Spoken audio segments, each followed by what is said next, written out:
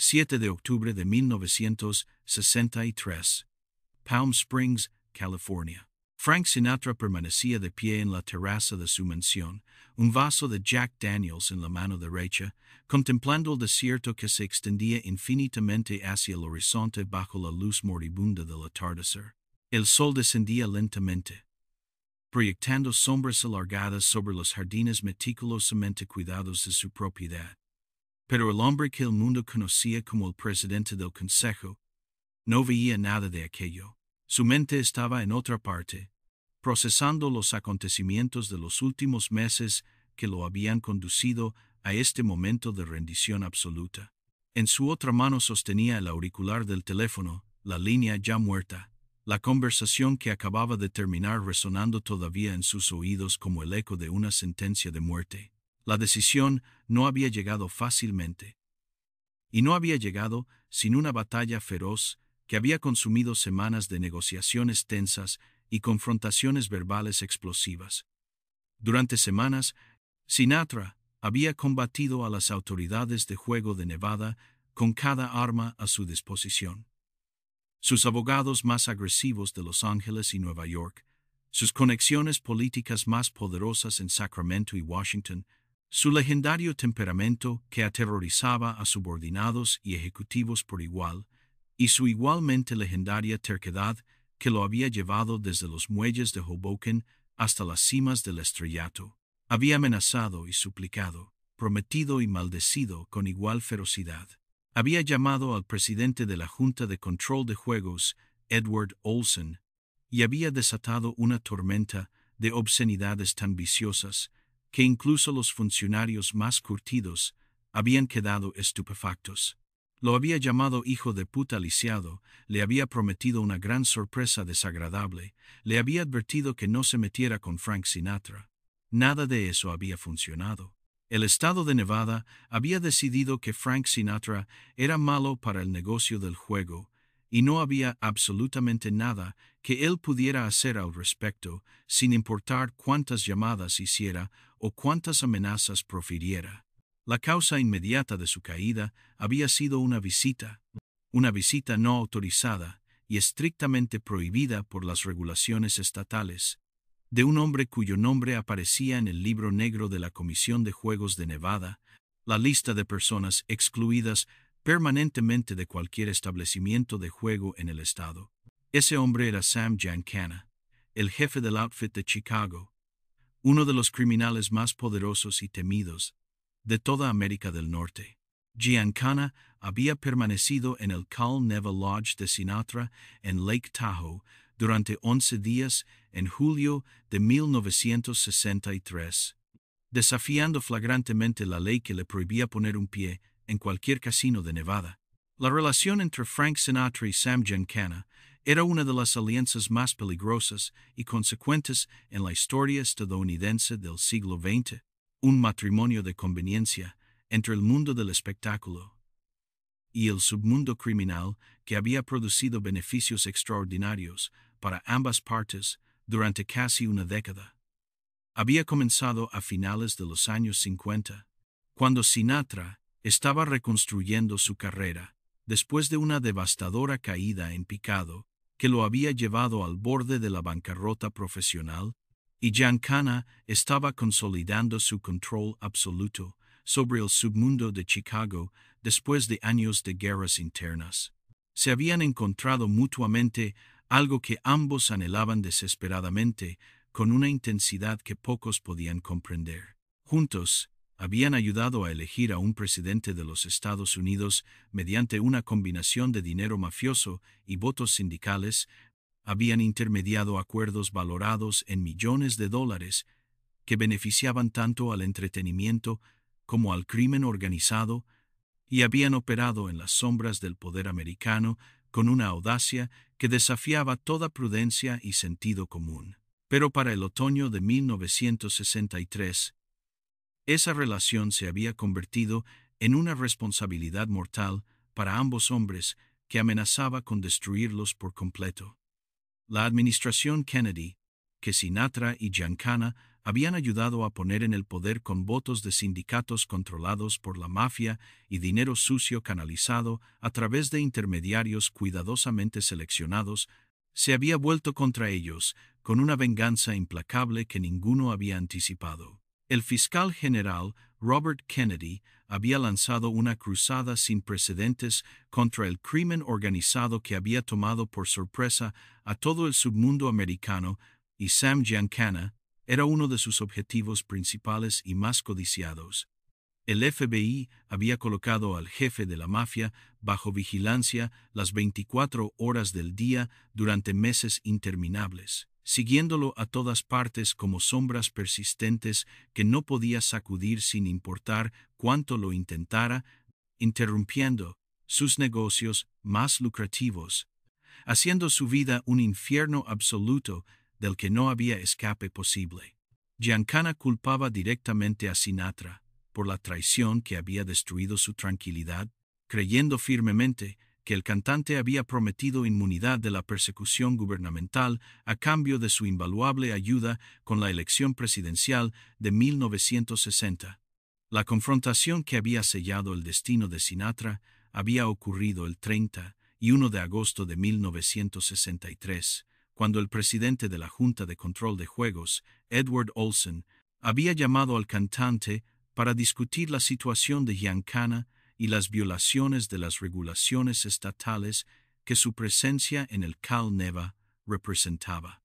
Lo que siguió fue uno de los intercambios más extraordinarios y explosivos en la historia de la regulación del juego en Nevada. Una confrontación telefónica que sería recordada durante décadas por todos los que la presenciaron.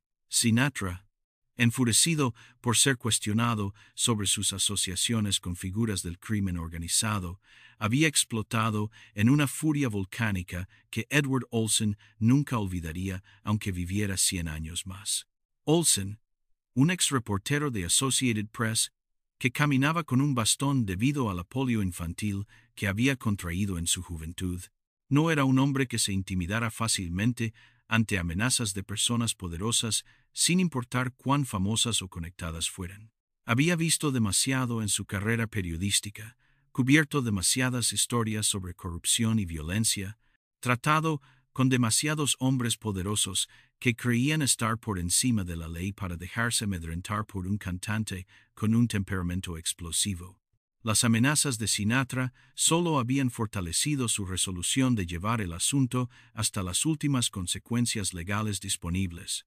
En cuestión de semanas, la Junta de Control de Juegos había recomendado unánimemente que las licencias de Sinatra fueran revocadas de manera permanente e irrevocable.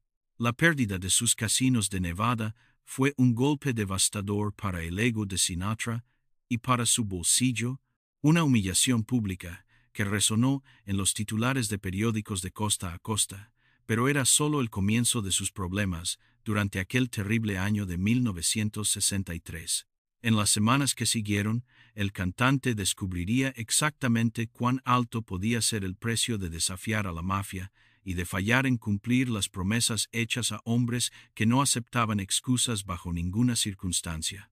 Había rechazado sus demandas más importantes relacionadas con protección política, había fallado en cumplir sus promesas a hombres que consideraban la lealtad como el valor supremo, había traído atención no deseada a sus operaciones criminales que habían prosperado en las sombras durante décadas.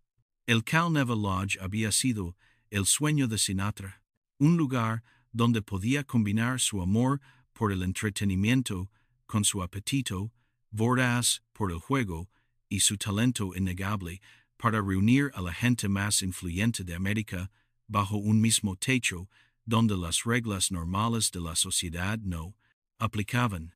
Ubicado en la orilla norte del lago Tahoe, a caballo entre la frontera de California y Nevada en una posición geográfica única que le daba ventajas legales significativas, el Lodge tenía una historia legendaria que se remontaba a la década de 1920, cuando los primeros contrabandistas habían usado la región como refugio de las autoridades.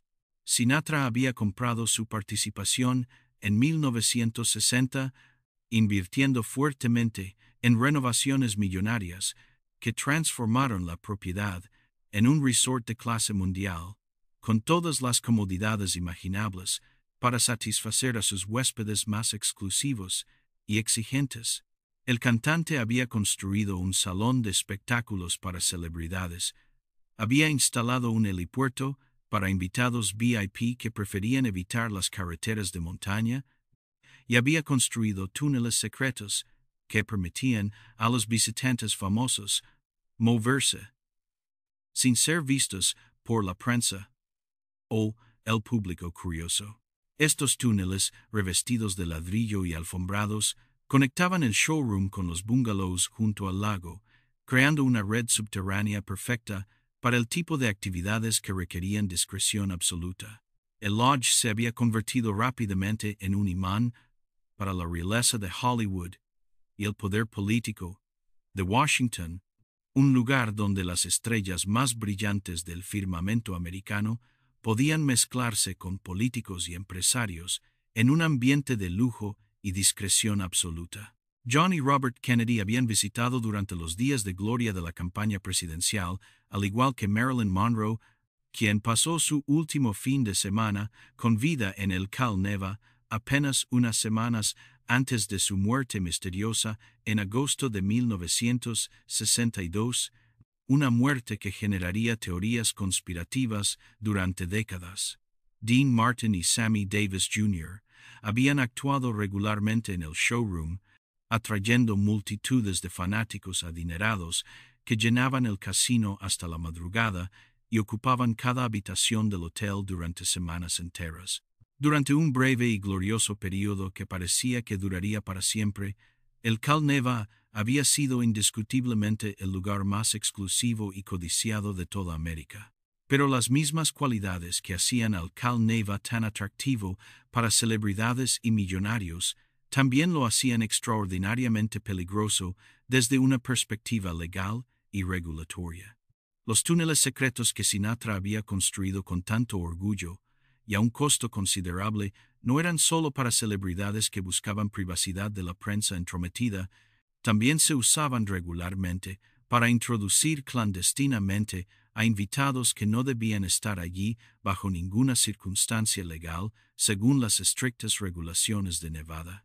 Sam Giancana había usado esos túneles repetidamente a lo largo de los años, entrando y saliendo del lodge sin ser detectado por los agentes del FBI, que supuestamente lo vigilaban las 24 horas del día en Chicago.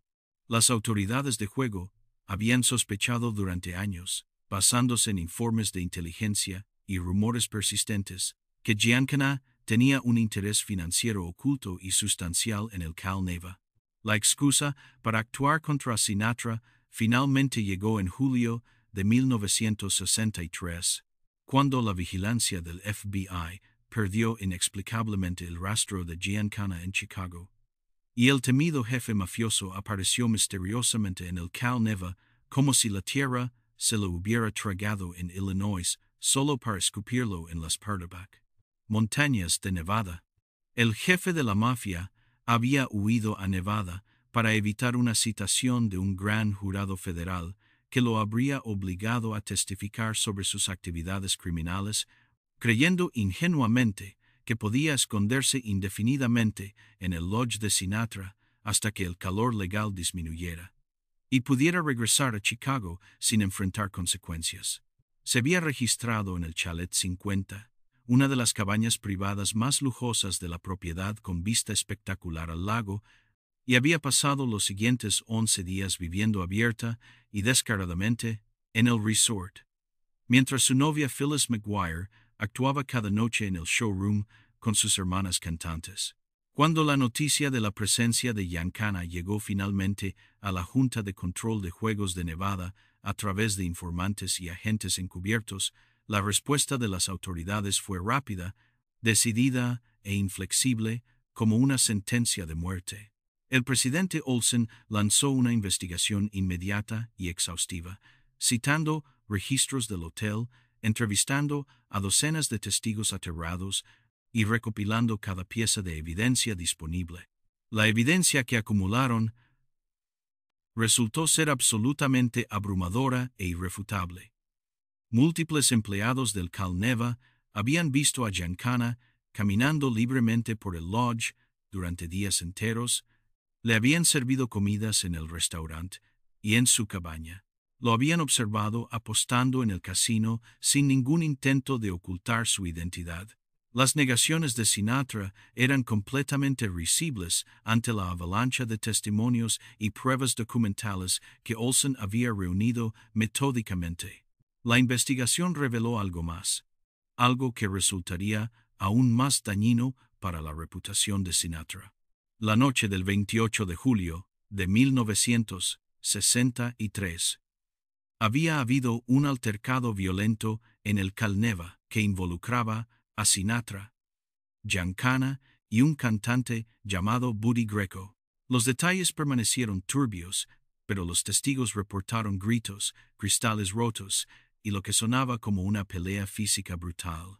Algunos relatos sugerían que Sinatra y Giancana habían discutido sobre dinero que el cantante supuestamente debía. Otros afirmaban que la disputa involucraba a una mujer. La Junta de Control de Juegos de Nevada había sido creada en 1955 como parte de un esfuerzo más amplio para legitimar la industria del juego del Estado y distanciarla de los elementos criminales que la habían construido desde cero. El mandato de la Junta era claro: eliminar el crimen organizado de los casinos de Nevada o enfrentar la posibilidad de una intervención federal que destruiría toda la industria. El presidente Olsen se tomaba ese mandato en serio. Entendía que el futuro de la industria dependía de convencer al público americano de que el juego de Nevada era honesto, regulado y libre de influencia mafiosa. Antes de continuar con esta investigación, asegúrate de suscribirte a este canal y activar la campana de notificaciones. Lo que ocurrió en el otoño e invierno de 1963 involucra al jefe mafioso más poderoso de América, la guerra de la administración Kennedy contra el crimen organizado y una serie de eventos que sacudirían a Frank Sinatra hasta lo más profundo de su ser. Al final de esta historia, comprenderás por qué algunos creían que el presidente del Consejo se había convertido en un objetivo, por qué el secuestro de su hijo puede no haber sido un crimen aleatorio. ¿Y qué precio pagó Sinatra por rechazar las demandas más importantes de la mafia? Francis Albert Sinatra tenía 47 años en el otoño de 1963. Un hombre que había escalado a la cima del entretenimiento americano mediante una combinación de talento extraordinario, ambición implacable y una disposición a asociarse con personas que la mayoría de los ciudadanos respetables cruzarían la calle para evitar. Medía 1,70 m de altura, pesaba aproximadamente 63 kilogramos y poseía un par de ojos azules que le habían valido el apodo de ojos azules y habían hecho suspirar a millones de mujeres en todo el mundo. Su cabello, una vez grueso y oscuro, se había adelgazado con la edad, un hecho que ocultaba con elaborados postizos que eran un secreto a voces en Hollywood. Su voz, ese instrumento milagroso que podía transmitir más emoción en una sola frase de lo que la mayoría de los cantantes podían lograr en una carrera entera, permanecía tan poderosa como siempre. Era un hombre que había conocido tanto el fracaso devastador como el éxito vertiginoso, y que había aprendido que el poder en América fluía a través de canales que los libros de texto nunca mencionaban. El mundo que Sinatra habitaba en 1963 era uno de glamour y exceso casi inimaginables para la persona común. Viajaba en jet privado, se hospedaba en los mejores hoteles, comía en los restaurantes más exclusivos, y estaba rodeado en todo momento por un séquito de asistentes, guardaespaldas y aduladores profesionales. Su complejo de Palm Springs, una extensa propiedad que llamaba Twin Palms, contaba con múltiples casas de huéspedes, una piscina olímpica y el helipuerto que había construido para la visita abortada del presidente Kennedy que nunca llegó a concretarse. Su guardarropa era legendario. cientos de trajes hechos a medida por los mejores sastres de Italia, corbatas de seda por docenas, zapatos elaborados artesanalmente por artesanos europeos que trabajaban exclusivamente para él. Llevaba un anillo de meñique que le había regalado Sam Giancana como símbolo de su amistad, y un reloj de oro que se rumoreaba había sido un regalo del mismísimo Lucky Luciano en los días en que el gángster todavía controlaba el submundo de Nueva York. Las raíces de la familia Sinatra en el submundo se remontaban a la infancia del cantante en Hoboken, Nueva Jersey, donde sus padres habían operado una taberna durante la Prohibición. Los Sinatra necesitaban licor para vender y protección de los rivales, servicios que solo la mafia podía proporcionar en aquella época de ley seca y violencia callejera. El padre de Frank, Marty, había trabajado como vigía para los contrabandistas, siguiendo camiones cargados de alcohol ilegal para asegurarse de que no fueran secuestrados por bandas rivales que operaban en los muelles. El joven Frank había crecido rodeado de hombres que vivían fuera de la ley, hombres que resolvían disputas con sus puños o con pistolas, hombres que valoraban la lealtad por encima de todo y castigaban la traición con la muerte. Estas experiencias tempranas habían moldeado el carácter de Sinatra de maneras profundas y permanentes. Había aprendido que el poder venía de las conexiones, que los amigos correctos podían abrir puertas que el talento solo nunca podría forzar. También había aprendido a proyectar dureza, a nunca mostrar debilidad, a responder a cualquier desaire percibido con fuerza abrumadora. Para principios de los años 60, Sinatra había acumulado un notable registro de asociados mafiosos que habría alarmado a cualquier ciudadano común. Willie Moretti, el gángster de Nueva Jersey, que supuestamente había ayudado a liberarlo de su contrato con Tommy Dorsey, metiendo una pistola en la boca del director de banda, había sido su primer padrino en el submundo criminal. Después del asesinato de Moretti en 1951, Sinatra había gravitado hacia los hermanos Fischetti, primos de Al Capone que controlaban operaciones de juego en todo el medio oeste americano. Sam Giancana se había convertido en el asociado mafioso más cercano de Sinatra a finales de los años 50. El jefe de Chicago, un antiguo conductor de Al Capone, que había ascendido para controlar una de las organizaciones criminales más poderosas de América, compartía el apetito de Sinatra por las mujeres, el juego y la buena vida. Se habían unido por su herencia siciliana compartida y un desprecio mutuo por cualquier forma de autoridad que intentara limitar sus actividades. Giancana había ayudado a Sinatra a conseguir actuaciones en locales controlados por la mafia cuando su carrera estaba en su punto más bajo.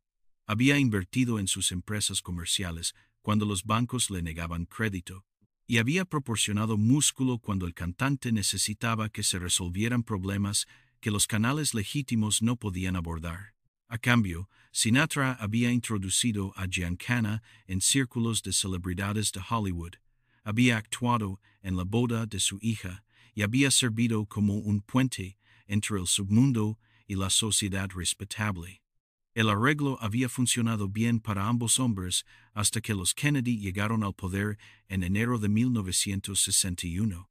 Sinatra había creído que podía servir como mediador entre la administración y la mafia, usando sus relaciones con ambos lados para mantener un delicado equilibrio que beneficiara a todos. Había presentado a Giancana a John Kennedy. Había organizado reuniones secretas. Había pasado mensajes de ida y vuelta entre dos mundos que normalmente no se comunicaban. Había asegurado a Giancana que la nueva administración sería amigable con sus intereses. Las semillas de la caída de Sinatra se habían plantado durante la campaña presidencial de 1960, cuando se había convencido a sí mismo de que podía ser simultáneamente un asociado de la mafia y un asesor presidencial sin que ninguno de los dos roles comprometiera al otro. Había organizado recaudaciones de fondos con celebridades para Kennedy. Había hecho campaña incansablemente en su nombre. Y supuestamente había arreglado para que sindicatos controlados por la mafia entregaran votos en estados cruciales como West Virginia e Illinois. El outfit de Chicago, bajo la dirección de Giancana, había supuestamente desplegado sus recursos para asegurar la estrecha victoria de Kennedy. A cambio, Sinatra había prometido que la nueva administración miraría hacia otro lado cuando se tratara del crimen organizado, que Bobby Kennedy, a pesar de su retórica dura, no perseguiría realmente a los amigos de Sinatra. Había sido una promesa hueca desde el principio, y Sinatra lo sabía en el fondo de su corazón, pero se negaba a admitirlo. La ruptura entre Sinatra y los Kennedy se había hecho pública en marzo de 1962, durante la visita del presidente a California. Sinatra había gastado una fortuna preparando su complejo de Palm Springs para la estancia de JFK, construyendo un helipuerto, instalando nuevo equipo de comunicaciones y expandiendo los aposentos para invitados. Había presumido ante sus amigos sobre el honor de hospedar al presidente. Había imaginado convertirse en una figura permanente del círculo íntimo de Kennedy. La noticia de que Kennedy se quedaría con Bing Crosby en lugar de con él había sido entregada por Peter Lawford, el actor que se había casado con la familia Kennedy y servía como puente entre Hollywood y Washington. La rabia de Sinatra ante el desaire había sido volcánica. Había destruido el helipuerto con un mazo, había destrozado muebles, había gritado amenazas a cualquiera lo suficientemente desafortunado como para estar cerca. Había culpado a Lawford por la humillación y lo había expulsado del Rat Pack para siempre. La guerra de Robert Kennedy contra el crimen organizado había sido implacable e intransigente desde el primer día. Había aumentado el personal de crimen organizado del Departamento de Justicia 10 veces. Había lanzado investigaciones sobre actividades mafiosas en todo el país. Había apuntado personalmente a Sam Giancana para su procesamiento. El FBI, bajo la dirección de Kennedy, había colocado a Giancana bajo vigilancia las 24 horas que el jefe de la mafia comparaba con vivir en una pecera de cristal donde todos podían observar cada uno de sus movimientos. Los agentes lo seguían a todas partes, a restaurantes, a campos de golf, a las casas de sus novias. Interrumpían sus reuniones de negocios, asustaban a sus asociados, hacían imposible que operara con la discreción que su posición requería. Giancana estaba convencido de que Sinatra lo había traicionado, que el cantante había prometido protección de la Casa Blanca y había entregado persecución del Departamento de Justicia en su lugar. La tensión entre los dos hombres había ido creciendo a lo largo de 1962 y entrando en 1963. Las consecuencias del escándalo del Cal Neva habían dejado a Sinatra en una posición imposible. Había perdido sus licencias de juego, había sido humillado por los reguladores estatales y había visto su nombre arrastrado por los periódicos como un asociado de la mafia sin ninguna capacidad de defenderse efectivamente. Su relación con los Kennedy estaba en ruinas, destruida por su terca lealtad a Giancana. Su relación con el propio Giancana estaba severamente tensada, envenenada por la convicción del jefe mafioso de que Sinatra había fallado en cumplir sus promesas más importantes. Los eventos de noviembre de 1963 solo profundizarían el aislamiento de Sinatra. El 22 de noviembre, el presidente John F. Kennedy fue asesinado en Dallas, Texas, un evento que conmocionó a la nación y sumió a Sinatra en un duelo genuino que pocos de sus amigos habían anticipado. Cualesquiera que fueran sus decepciones con los Kennedy, había admirado genuinamente a JFK, lo había considerado un amigo personal, había creído en la promesa de su presidencia reformista. El asesinato terminó cualquier esperanza de reconciliación con la familia Kennedy y dejó a Sinatra sintiéndose más solo que nunca. 16 días después del asesinato de Kennedy, mientras la nación aún lloraba a su presidente caído, la tragedia golpeó directamente a la familia Sinatra de una manera que nadie había anticipado.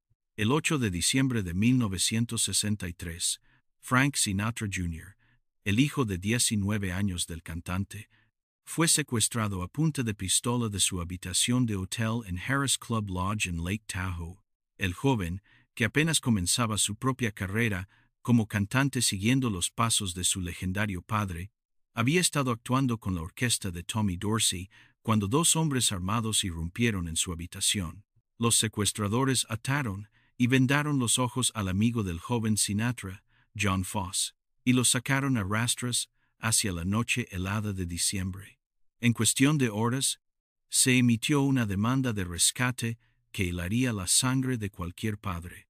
$240,000 por el regreso seguro del único hijo varón de Frank Sinatra.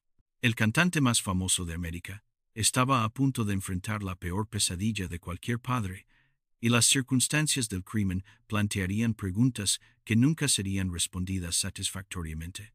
La historia oficial del secuestro era que había sido obra de criminales aficionados. Dos jóvenes, llamados Barry Keenan y Joe Amsler, que habían ideado un plan para hacerse ricos rápidamente apuntando al hijo de un hombre famoso. Keenan, un ex compañero de clase de Nancy Sinatra que se había vuelto adicto a los analgésicos después de un accidente automovilístico, afirmaba haber concebido el plan por su cuenta sin ayuda externa. Él y Amsler, junto con un tercer conspirador llamado John Irwin, fueron capturados rápidamente después de que Sinatra pagara el rescate. El secuestro en sí había sido ejecutado con una combinación de audacia e incompetencia que parecía apoyar la teoría del aficionado. Keenan y Amsler se habían hecho pasar por repartidores para ganar acceso a la habitación de Frank Jr. Habían atado y vendado los ojos a su amigo John Foss, y habían forzado al joven cantante a entrar en el maletero de su coche a punta de pistola en medio de la noche invernal. Habían atravesado un control policial alegando que llevaban a su amigo borracho a casa, una mentira que los oficiales habían aceptado sin cuestionamiento alguno. Las negociaciones del rescate se habían conducido según los protocolos del FBI, con el Sinatra mayor, cooperando plenamente con los agentes federales, mientras secretamente contactaba a sus contactos mafiosos para pedir ayuda por canales no oficiales. Había ofrecido pagar más de lo que los secuestradores demandaban, hasta $1 millón, si liberaban a su hijo sano y salvo. Cuando los $240,000 de rescate fueron finalmente entregados entre dos autobuses escolares en un estacionamiento de Sepúlveda, los agentes del FBI observaban desde vehículos cercanos, listos para seguir el dinero. John Irwin, el mayor de los tres conspiradores con 42 años, había perdido los nervios en el momento crucial. Mientras Keenan y Amsler recogían el rescate, Irwin había liberado a Frank Jr. y le había dicho que empezara a caminar hacia cualquier dirección. El joven había vagado por las calles de Bel Air en la oscuridad previa al amanecer, hasta que encontró a un guardia de seguridad que lo llevó a la casa de su madre. En cuestión de horas, Irwin había confesado a su hermano, quien había llamado al FBI. Para el 13 de diciembre, los tres secuestradores estaban bajo custodia, pero las preguntas sobre el secuestro persistieron durante décadas entre investigadores y periodistas. El momento parecía demasiado conveniente para ser coincidencia. Apenas semanas después de que Sinatra hubiera sido forzado a abandonar sus casinos de Nevada, apenas días después del asesinato del presidente que había ayudado a elegir, la ubicación también era significativa. Lake Tahoe, el mismo lugar donde los problemas de Sinatra con los reguladores de juego habían comenzado con la visita de Giancana al Cal Neva. Algunos investigadores se preguntaron si el secuestro era un mensaje de la mafia, una advertencia a Sinatra sobre las consecuencias de sus fracasos y su incapacidad para proteger los intereses de Giancana ante la administración Kennedy. Otros especularon que era venganza por la represión de Kennedy contra el crimen organizado, una forma de castigar al cantante por su asociación con la administración que había declarado la guerra al submundo criminal. Las respuestas, si existían, permanecieron enterradas en archivos clasificados y memorias que fueron a la tumba. La investigación del FBI sobre el secuestro había descubierto indicios inquietantes de que la historia oficial podría no estar completa. Los agentes supieron que Frank Sinatra padre había contactado secretamente a sus asociados mafiosos en el momento en que supo del secuestro de su hijo, pidiéndoles que usaran sus redes para encontrar a los secuestradores más rápido de lo que el FBI podía hacerlo. Según relatos posteriores, los hombres de Giancana se habían desplegado por Los Ángeles y Las Vegas, interrogando informantes y sacudiendo a cualquiera que pudiera saber algo. Algunos de los interrogados supuestamente murieron en el proceso, golpeados hasta la muerte por ejecutores mafiosos que no tenían paciencia para negaciones o evasivas.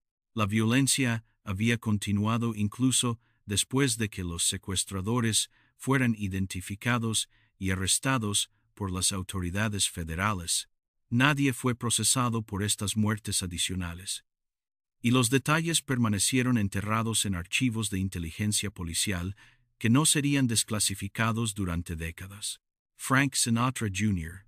fue retenido durante 4 días antes de ser liberado ileso en la sección de Bel Air de Los Ángeles. Durante ese tiempo, su padre había soportado una agonía de incertidumbre y miedo que lo marcaría por el resto de su vida de maneras que nadie podría haber predicho.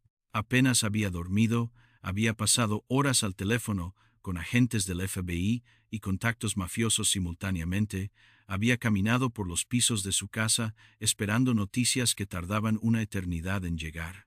Cuando Junior fue finalmente liberado, Sinatra lloró de alivio. El secuestro dejó cicatrices profundas en la familia Sinatra que nunca sanarían completamente. Frank Jr. fue perseguido por la experiencia y por los rumores persistentes, alentados por el abogado defensor de los secuestradores, de que él mismo había organizado el secuestro como un truco publicitario para impulsar su carrera estancada.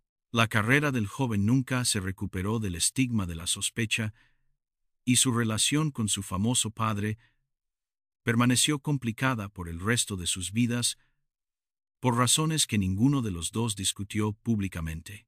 Frank padre, por su parte, nunca volvió a confiar completamente en nadie después del secuestro. Se volvió aún más consciente de la seguridad, rodeándose de guardaespaldas armados y evitando situaciones donde pudiera ser vulnerable a cualquier tipo de ataque.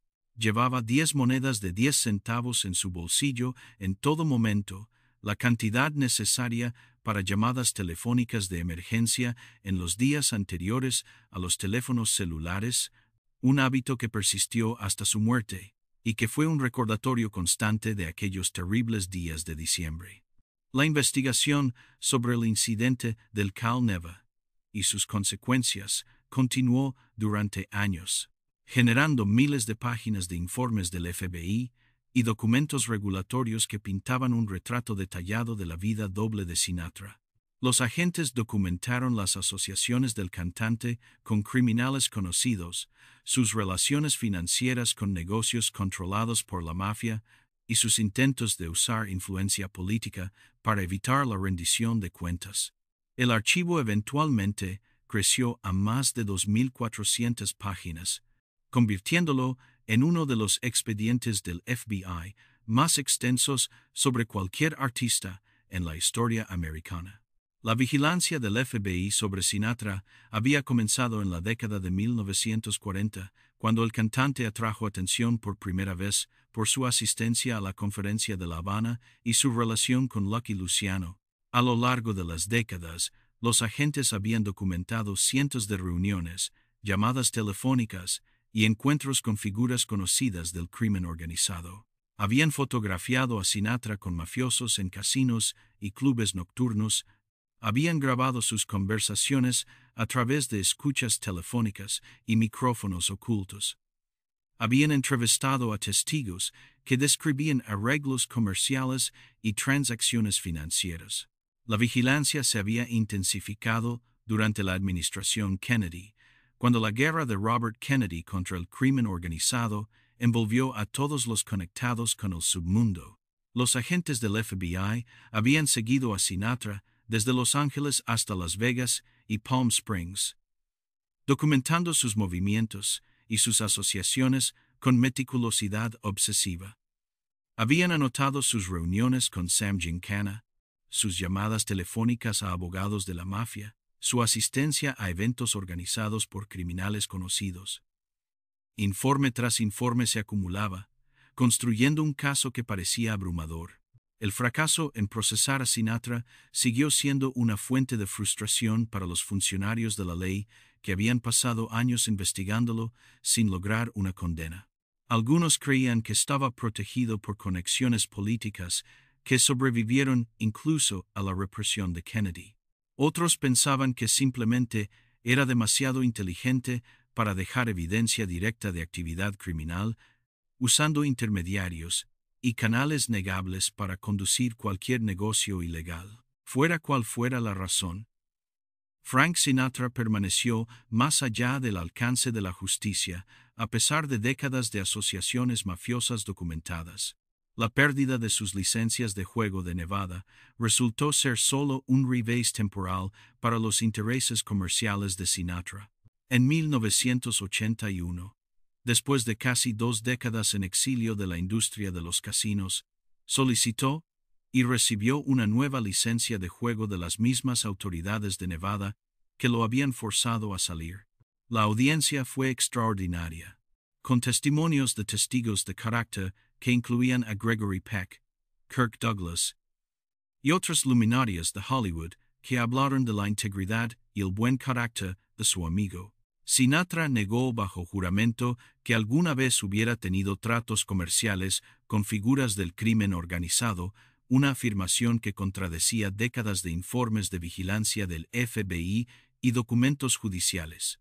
La comisión le otorgó su licencia de todos modos, quizás reconociendo que el cantante era demasiado viejo y demasiado querido por el público para representar cualquier amenaza real a la integridad del juego de Nevada. El presidente del consejo había ganado su última batalla contra el sistema que una vez lo había humillado. Sam Giancana no vivió para ver la rehabilitación de Sinatra. El 19 de junio de 1975, el jefe de la mafia de Chicago fue asesinado en el sótano de su casa de Oak Park, baleado 7 veces con una pistola calibre 22 mientras cocinaba salchichas y pimientos para su cena. El asesinato, que ocurrió apenas días antes de que Giancana estuviera programado para testificar ante un comité del Senado que investigaba la colaboración entre la CIA y la mafia en complots de asesinato, nunca fue resuelto oficialmente. Algunos investigadores creían que fue asesinado por su propia organización para evitar que revelara sus secretos ante el Congreso. Otros sospechaban que la CIA lo había silenciado para proteger sus propios intereses y operaciones encubiertas. Fuera cual fuera la verdad, la muerte de Giancana eliminó a una de las pocas personas que podría haber contado la historia completa de su relación con Frank Sinatra y los favores que se habían intercambiado entre el mundo del entretenimiento y el submundo criminal. Durante más de 2 décadas, la transformación más amplia del crimen organizado durante las décadas de 1970 y 1980 oscureció aún más la historia de la participación de la mafia en la industria del entretenimiento. La ley RICO dio a los fiscales federales poderosas nuevas herramientas para desmantelar organizaciones criminales y usaron esas herramientas agresivamente contra las 5 familias de Nueva York y los outfits de Chicago y otras ciudades. Jefes de familia que habían operado con impunidad durante décadas se encontraron enfrentando largas sentencias de prisión que los destruyeron. Frank Sinatra pasó las décadas finales de su vida puliendo su legado como el más grande artista de América, mientras minimizaba o negaba sus conexiones con el crimen organizado en cada entrevista y aparición pública. Dio entrevistas en las que descartaba los rumores de la mafia como prejuicio étnico contra los italoamericanos, insistiendo en que era injustamente estereotipado como criminal simplemente por su herencia siciliana. Señalaba su trabajo caritativo, su apoyo a los derechos civiles, sus amistades con presidentes y primeros ministros. Demandó a periodistas que escribieron sobre sus conexiones con la mafia, usando la amenaza de litigios costosos para desalentar el reportaje investigativo que pudiera dañar su imagen cuidadosamente cultivada. Para el momento de su muerte en 1998, la narrativa oficial de su vida había sido en gran parte saneada de sus elementos más problemáticos. Los obituarios celebraron su genio musical mientras pasaban por alto las sombras que siempre lo habían acompañado. Pero la evidencia de esas conexiones permaneció, preservada en archivos del FBI, registros judiciales y las memorias de aquellos que las habían presenciado de primera mano.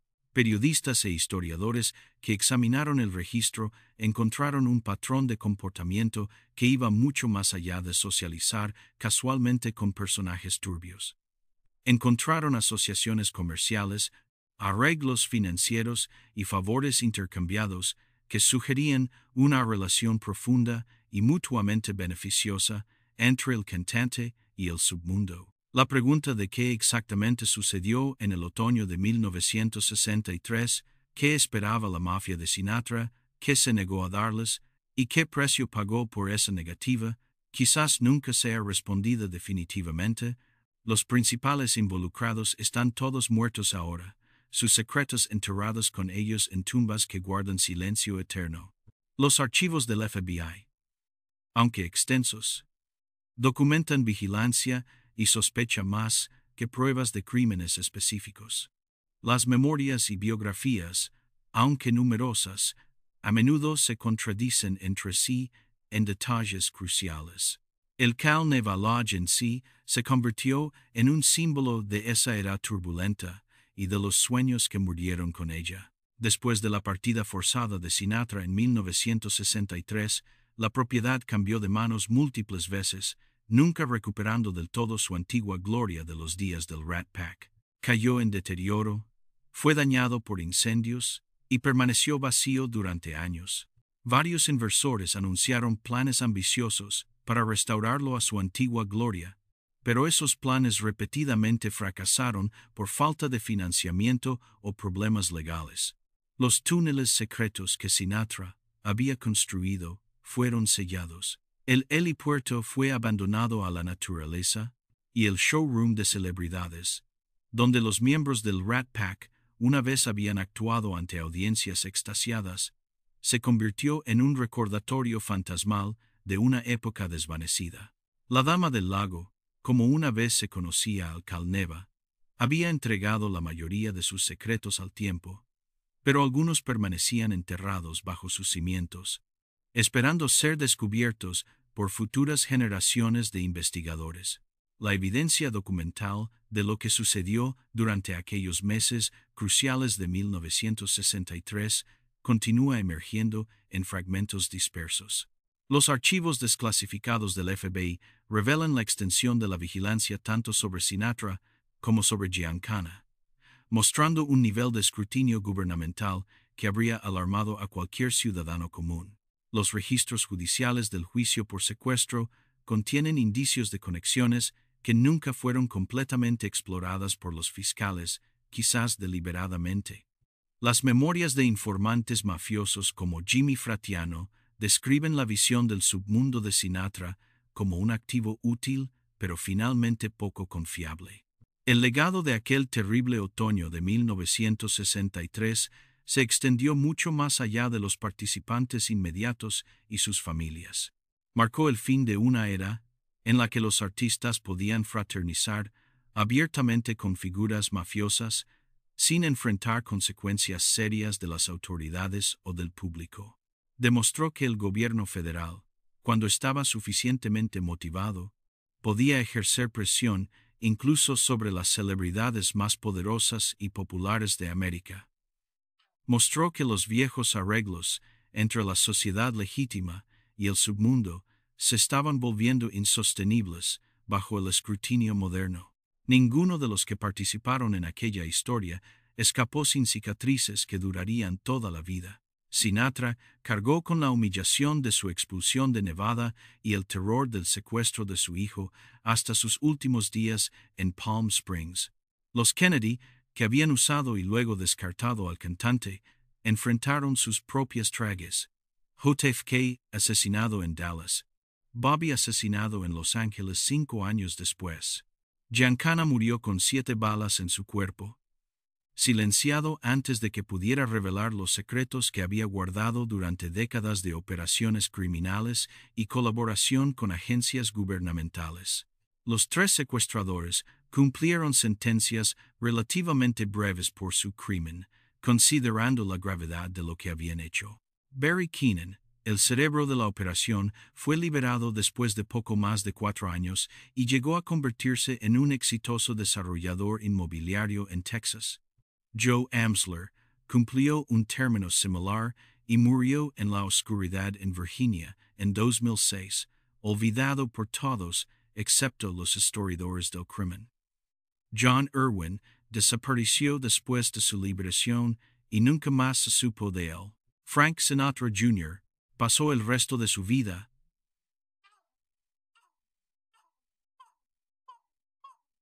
a la sombra de su padre, un músico talentoso que nunca pudo escapar de las circunstancias de su secuestro, ni de los rumores persistentes de que de alguna manera había estado involucrado en orquestarlo. Trabajó como director musical de su padre. En años posteriores, dirigió orquestas y dio sus propios conciertos, pero nunca alcanzó la fama o el éxito que podría haber sido suyo sin la carga de aquella noche de diciembre de 1963. Murió el 16 de marzo de 2016, a la edad de 72 años. Los años finales del Sinatra mayor estuvieron marcados por el deterioro de su salud y la pérdida gradual de la voz que lo había hecho famoso en todo el mundo. Continuó actuando hasta principios de los años 90, pero la magia se estaba desvaneciendo, reemplazada por la melancolía de un hombre que sabía que su tiempo estaba pasando inexorablemente. Pasó sus últimos años en su complejo de Palm Springs, rodeado de recuerdos de triunfos y tragedias, de amigos que habían muerto y enemigos que habían sido vencidos. La muerte de Frank Sinatra, el 14 de mayo de 1998, provocó una efusión de tributos y recuerdos que se enfocaron casi enteramente en sus logros musicales incomparables. Los obituarios elogiaron su voz, su fraseo, su capacidad para habitar una canción y hacerla suya de maneras que ningún otro cantante había logrado. Mencionaron sus películas, sus años del Rat Pack, su papel en la transformación cultural de la América de posguerra. Pocos se detuvieron en los aspectos más oscuros de su biografía que ahora se desvanecían en la niebla de la historia. La relación entre Frank Sinatra y la mafia americana siguió siendo un tema de fascinación y controversia mucho después de que ambos hubieran desaparecido de su influencia máxima. Libros y documentales continuaron explorando las conexiones, cada nueva revelación añadiendo a un cuadro que nunca estaría completo.